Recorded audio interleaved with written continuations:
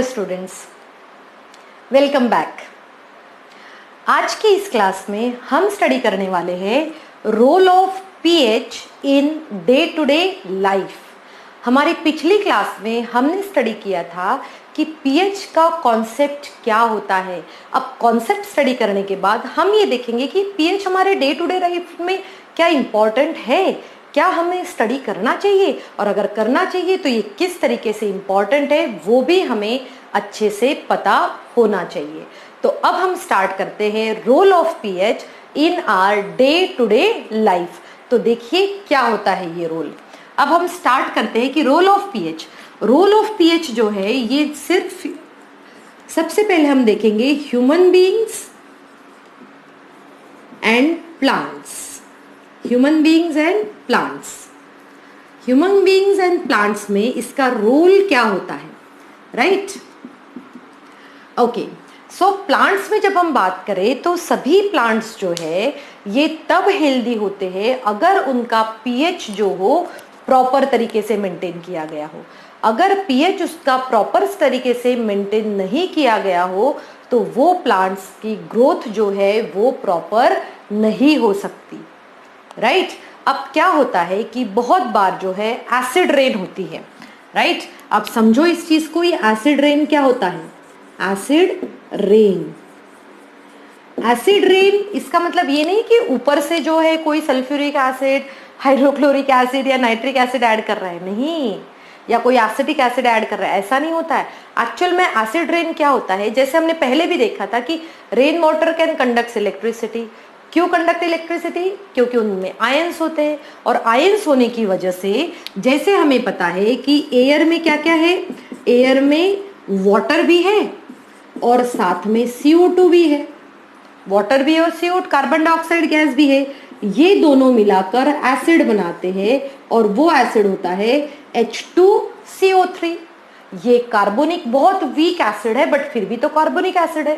अब क्या होता है कि एसिड रेन में जब भी वाटर का पीएच, रेन वाटर, हम यहां लिख लेते हैं अच्छे से, रेन वाटर pH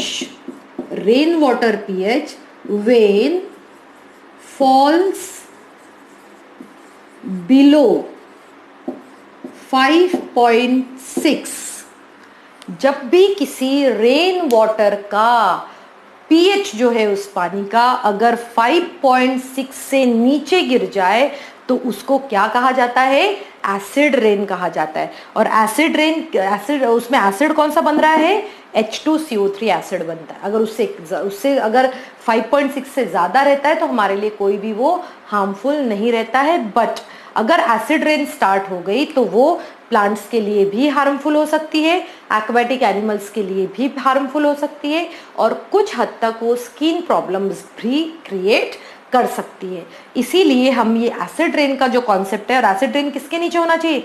बिलो 5.6। जब पीएच उसका इतना हो जाता है तब उसे कहा जाता है एसिड रेन। अब देखो प्लांट्स के लिए क्या होता है। अगर कंसिडर करो कि अगर किसी इनकेस एसिड रेन हो गई है तो प्लांट्स में क्या होगा? सॉइल में एसिड की क्वांटिटी ज्यादा होगी, और जब सॉइल में एसिड की क्वांटिटी ज्यादा होगी तो वो प्लांट्स अच्छी तरीके से ग्रो नहीं हो पाते। अगर जैसे फॉर एग्जाम्पल एक क्वेश्चन है कि कोई फार्मर है, उस फार्मर का क्या है, उसके सॉइल उसने चेक किया तो उसने देखा कि सॉइल में क्या है, एसिडिक कैरेक्टर ज्यादा है, तो वो क्या करेगा? कुछ आइडिया है आपको? क्या करेगा वो क्या करेगा? उसमें किसका पाउडर वो स्प्रिंकल कर सकता है? वो चॉक पाउडर स्प्रिंकल कर सकता है।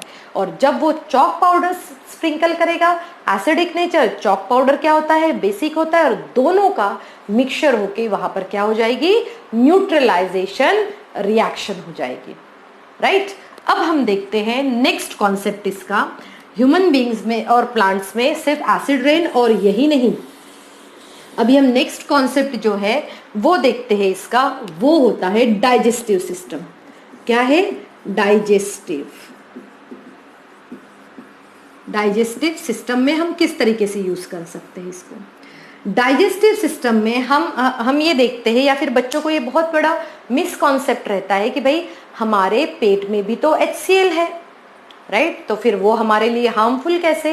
एक्चुअली पेट में जो HCl होता है, अगर आपने बायोलॉजी पढ़ी है, डाइजेस्टिव सिस्टम आपने पढ़ा हुआ है, तो आपको याद होगा कि कुछ ग्लैंड्स जो होती है वो HCl को सिक्रेट करती है, और वो HCl जब सिक्रेट होता है और अगर वो प्रॉपरली यूटिलाइज नहीं हुआ तो फिर हम एसिडिटी के जैसा फील करते हैं, होता है ना एसिडिटी।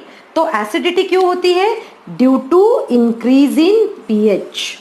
एसिडिटी क्यों हो रही है? ड्यू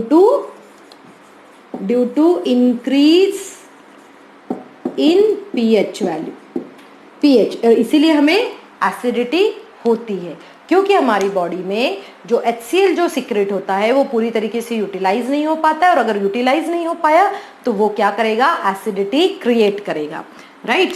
सो एसिडिटी को हम क्या यूज करते हैं हमेशा? एंटासिड्स टैबलेट्स और एंटासिड सिरप। तो एंटासिड्स क्या करते हैं? ये न्यूट्रलाइजेस एसिडिटी, जिसमें हमारा एक बहुत ही एंटासिड होता है जिसे हम कहते हैं MgOH होल ट्वाइस, जिसका नेम क्या होता है? नेम होता है उसका मैग्नीशियम हाइड्रोक्साइड। तो मैग्नीशियम हाइड्रोक्साइड एंटासिड्स में यूज होता है। अगर आप अपने एग्जाम्पल चलो याद करो जरा, डे टू डे लाइफ में कौन कौन से एंटासिड्स यूज होते हैं? I think Eno, yes, Gelusil, yes. So ये जितने भी प्रोडक्ट्स है, टैबलेट्स है, इनकी सिरप से, ये सभी क्या सभी को हम क्या कहेंगे? एंटासिड कहते हैं, और उसमें कहीं ना कहीं क्वांटिटी में क्या होता है? MgOH होल ट्वाइस तो जो है वो होता ही होता है। अब हम देखेंगे कि ये pH वैल्यू जो है वो हमारे नेक्स्ट जो है इसका रोल, उसमें किस तरीके से हेल्पफुल रहेगी। तो तीसरा जो रोल है इसका वो है टूथ डिके। टूथ डिके, अब टूथ डिके क्या होता है? देखो, अगर हमारे माउथ का pH of mouth falls below 5.5, अगर किसी भी माउथ का pH जो है अगर वो 5.5 से नीचे गिर गया हो तो फिर उसको क्या कहते हैं? उसको हम ये कहते हैं कि भाई उसे क्या होता है? टूथ डिके की प्रॉब्लम होती है, राइट। तो इसीलिए उसका कब होता है? 5.5। अब क्या होता है एक्चुअल में? हमारे टीथ के ऊपर एक एनिमल रहती है जिसे हम कहते हैं कैल्शियम फॉस्फेट। मैं यहाँ लिख लेती हूँ, कौन सी एनिमल होती है हमारे पास, हमारे टीथ के ऊपर? वो होती है कैल्शियम फॉस्फेट की। अब क्या होता है कि जैसे ही हमारे माउथ का pH बिलो देन 5.5 होता है, तब उसमें ये टूथ एनिमल जो है कैल्शियम की लेयर डिसॉल्व होना स्टार्ट होती है, और जब ये डिसॉल्व हो जाती है तब वो क्या करती है? टूथ डिके क्रिएट करती है। क्लियर? ओके, नाउ अब हम लास्ट देखेंगे। ओके, यहाँ पर एक और कॉन्सेप्ट, अगर ये टूथ डिके हुआ तो हम क्या यूज करेंगे?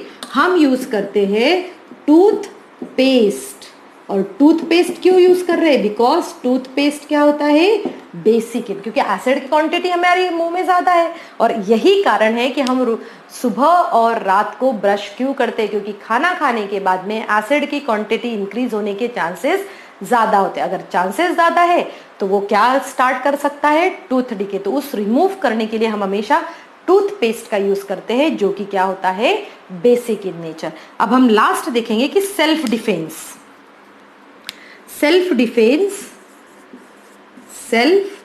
डिफेंस बाय एनिमल्स क्या करते हैं? अपना सेल्फ डिफेंस करते हैं with the help of pH। अब pH के साथ में सेल्फ डिफेंस कैसे होता है? देखो, अब ये क्या होता है एक्चुअली कि जो केमिकल जब भी हम केमिस्ट्री के बारे में बात करेंगे तब हम जरूर देखेंगे उसका डे टू डे लाइफ में कहाँ यूटिलाइज होता है। अब जैसे अगर हम एंड्स की बात करें तो एंड्स जब हमें जैसे हमने पहले भी डिस्कस किया था, एंड्स में कौन सा एसिड होता है? फॉर्मिक एसिड होता है, राइट। सो फॉर्मिक एसिड हमें जैसे एंट बाइट करती है उस समय हमें पेन और इरिटेशन होता है। तो पेन और इरिटेशन होने की वजह से हम उस एंट को भगाने से अच्छा हम पहले अपने हैंड को ऐसे ऐसे रब करना स्टार्ट करें, तो वो क्या हो गया उनके लिए सेल्फ डिफेंस हो सकता है। और साथ में ही ऐसे ऐसे नेचुरली अकरिंग बहुत सारे प्लांट्स है जिसकी जो नीड हम क्या कहेंगे, जिसके हॉर्न्स जो रहते हैं या फिर हम उनके निडल लाइक स्ट्रक्चर्स रहते हैं उनके लीव्स के, तो वो जो अगर हमें कभी बाइट कर ले तो हम उसके ऊपर बेस जो है हम अप्लाई कर सकते। तो ये जो है 4 पॉइंट्स आज हमने स्टडी करे हैं under the heading role of pH in day to day life. तो हम सबसे पहले हम देखेंगे किस में था ये, ह्यूमन बीइंग्स में, human beings and animals, human beings and animals और एनवायरनमेंट भी हम कह सकते हैं। सेकंड जो है हमने स्टडी करा इसका इन डाइजेस्टिव सिस्टम, और थर्ड जो है वो है फॉर टूथ डिके, और लास्ट जो है self defence by some animals. So these all points are very familiar to us and this is very very important also। तो इस हिसाब से अगर हम देखें तो पीएच का बहुत बड़ा रोल होता है हमारा डे टू डे लाइफ में, राइट स्टूडेंट्स। सो आज के इस क्लास में आई होप आप सभी को जो है पीएच का कॉन्सेप्ट जो है हमारे डे टू डे लाइफ में जो है वो अच्छे से समझ में आ गया होगा। जैसे मैंने अपनी पहली वीडियो में भी कहा था कि अगर आपको इसके बेसिस पे एक टेस्ट सीरीज चाहिए तो मैं आपके लिए टेस्ट सीरीज प्रिपेयर करूंगी, बट उसके लिए आपको सब्सक्राइब करना, लाइक करना और शेयर करना नहीं भूलना है। Thank you students and have a good day ahead, be a learner always.